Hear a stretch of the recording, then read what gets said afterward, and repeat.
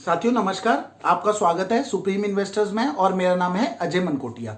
साथियों, जब भी आप किसी कंपनी के शेयर खरीदते हैं तो आप उस कंपनी के उतने हिस्से के मालिक बन जाते हैं।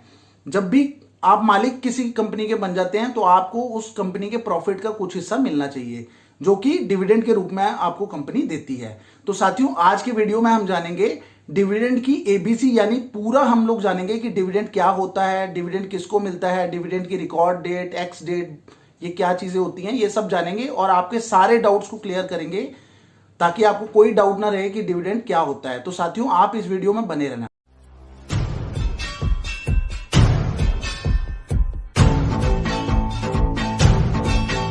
साथियों, सबसे पहले सवाल आता है डिविडेंड क्या होता है। डिविडेंड होता है लाभांश। लाभांश का मतलब कंपनी के लाभ का हिस्सा, मतलब शेयर होल्डर को कंपनी समय समय पर अपने प्रॉफिट का कुछ हिस्सा बांटती रहती है डिविडेंड के तौर पर। यह हिस्सा इसलिए दिया जाता है शेयर होल्डर को ताकि शेयर होल्डर कंपनी में इन्वेस्ट करने के लिए मोटिवेट रहे। डिविडेंड जो डिक्लेयर करती है कंपनी साथियों, वो करती है 30%, ऐसा टाइप का डिक्लेरेशन आता है। 40% डिविडेंड डिक्लेयर किया, इसका क्या मतलब होता है? तो आसान भाषा में साथियों, अगर आप मनी कंट्रोल का ऐप खोलेंगे, किसी भी शेयर को देखेंगे, उसका एक फेस वैल्यू होता है। आप बीएससी की साइट पे भी जाएंगे, bscindia.com पे, लिंक में दे रहा हूं डिस्क्रिप्शन में, आप जाइएगा, कोई भी शेयर खोलेंगे तो उसका एक फेस वैल्यू होता है। फेस वैल्यू के ऊपर जो परसेंटेज होता है, परसेंटेज निकालेंगे तब हमें पता चलेगा पर शेयर हमें कितना डिविडेंड मिलने लगा है। यानी कि साथियों, मान लीजिए अगर कोई कंपनी 50% डिविडेंड देती है और उसकी फेस वैल्यू 10 रुपए है, तो 10 रुपए का 50% मतलब 5 रुपए प्रति शेयर कंपनी डिविडेंड दे रही है। साथियों, दूसरा सवाल लोगों का यह रहता है, क्या यह डिविडेंड देना मैंडेटरी है कंपनी को, या सारी कंपनियां डिविडेंड देती है कि नहीं? साथियों, इसमें मेरा जवाब यह है, या इसमें यह जवाब है कि नहीं, ये कोई मैंडेटरी ही नहीं है कि कंपनी, सारी कंपनियां डिविडेंड दें। ठीक है, कोई कंपनी डिविडेंड देती है, कोई कंपनी डिविडेंड नहीं देती। ये कंपनी ऐसे फैसला करती है। देखिए, कंपनी का जो ईपीएस होता है साथियों, अर्निंग पर शेयर, वो होता है, जैसे मान लीजिए 50 रुपए है, मतलब एक शेयर पे कंपनी 50 रुपए आपके शेयर पे कमा रही है।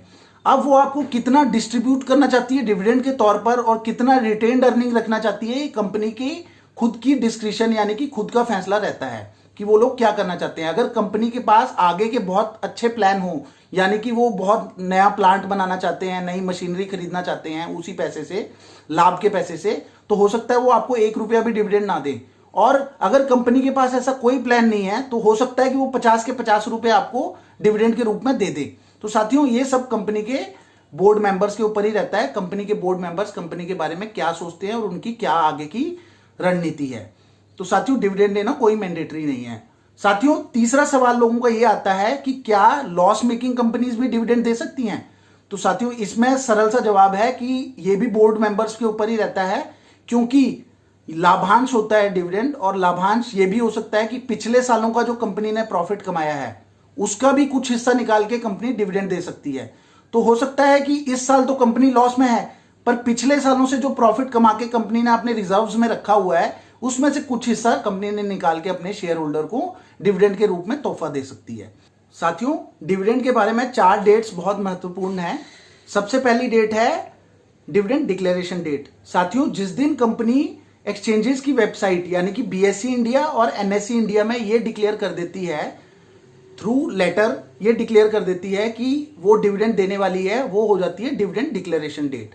साथियों, डिविडेंड डिक्लेरेशन डेट के साथ कंपनी परसेंटेज ऑफ डिविडेंड और साथ ही साथ रिकॉर्ड डेट भी बताती है। रिकॉर्ड डेट वो डेट होती है जिसको कंपनी की बुक्स खोली जाती हैं और देखा जाता है कि किस किस शेयर होल्डर का उस कंपनी के शेयर होल्डर के सूची में नाम है और उन शेयर होल्डर को डिविडेंड मिलेगा। साथियों, इसके साथ एक डेट आती है एक्स डेट। एक्स डेट आपने बहुत सुना होगा।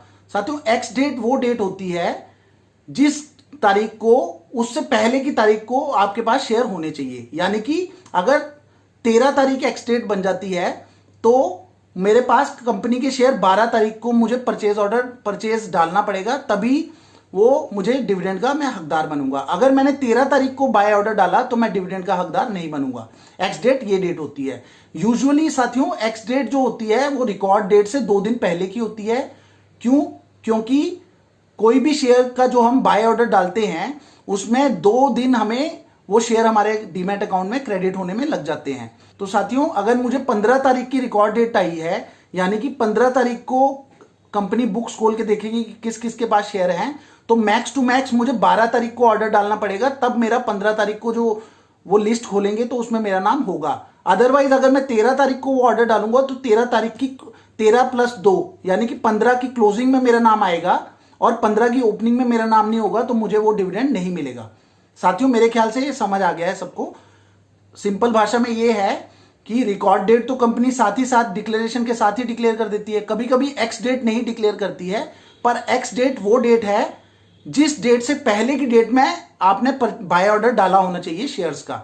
अगर आपने एक्स डेट के दिन भी बाय ऑर्डर डाला तो आपको शेयर नहीं मिलते हैं, क्योंकि एक्स डेट के दिन भाव शेयर का गिर जाता है जितना डिविडेंड उसने डिक्लेयर किया होता है। मान लीजिए साथियों, अगर कोई कंपनी 100 रुपए डिविडेंड अनाउंस करती है और उसका भाव 500 चल रहा है, 12 तारीख को उसका भाव 500 चल रहा है और 13 तारीख को खुलते ही उसका भाव 400 हो जाएगा, यानी कि 100 रुपए की एडजस्टमेंट हो जाएगी। तो अगर आप 400 रुपए में कोई शेयर खरीदेंगे तो उसकी वैल्यू डिविडेंड की उसमें से निकल चुकी है शेयर में से, और 13 तारीख को खरीदे हुए शेयर की वैल्यू आपको 15 तारीख को आपको डिविडेंड नहीं मिल पाएगा। तो साथियों, उम्मीद करता हूं ये तीनों डेट्स आपको क्लियर हो गई हैं। साथियों, एक और डेट होती है डिविडेंड पेमेंट डेट।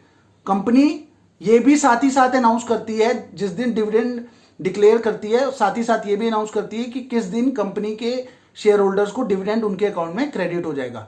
तो साथियों, ये हो जाती है payment date, dividend payment date. साथियों, उम्मीद करता हूं कि मेरे इस वीडियो के थ्रू आपके डिविडेंड के जितने भी क्वेश्चन थे डिविडेंड के रिलेटेड, वो आपके दूर हो गए होंगे। अगर नहीं दूर हुए हैं तो आप मुझे कमेंट करके बता सकते हैं। मैं जरूर कोशिश करूंगा कि आपको उनका रिप्लाई मिले और आपकी समस्या का समाधान हो सके। साथियों, धन्यवाद।